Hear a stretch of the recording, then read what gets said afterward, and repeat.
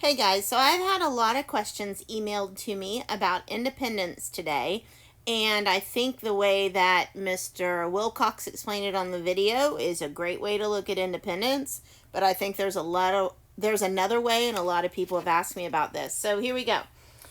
This is going to be super fast. So, advertisement 1 and made a purchase. So I would find what is the probability of advertisement 1, which is 100 out of 200, or 0.5.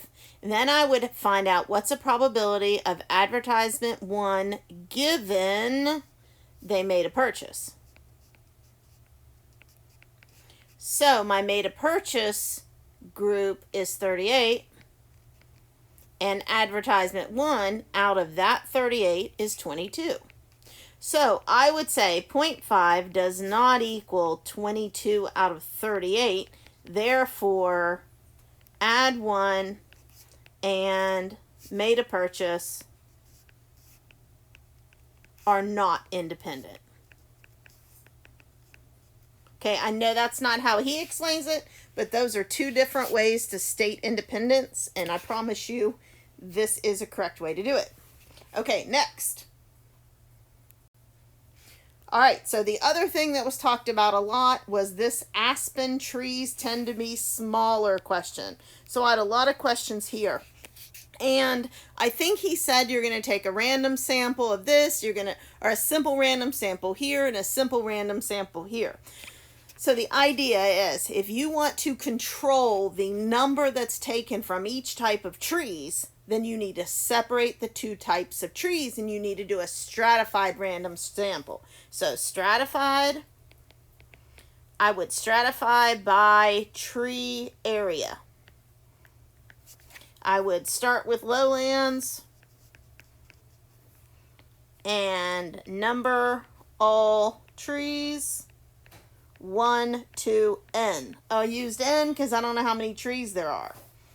Then I would use a random number generator with no repeats.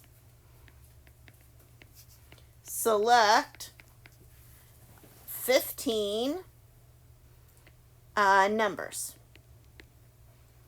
Go to those 15 trees in the lowlands and sample. Go to the highlands. Number trees 1 to n. Using USING. Okay. Using random number generator with no repeats. Generate 15 numbers. 15 numbers. And go to those trees